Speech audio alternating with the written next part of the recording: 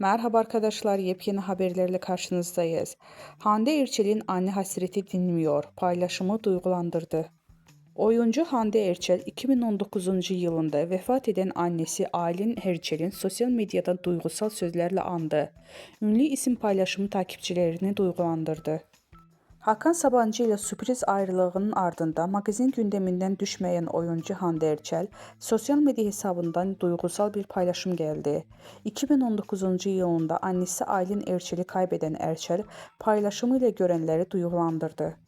Hande Erçel vefat eden annesi Aylin Erçel'in doğum gününü unutmadı.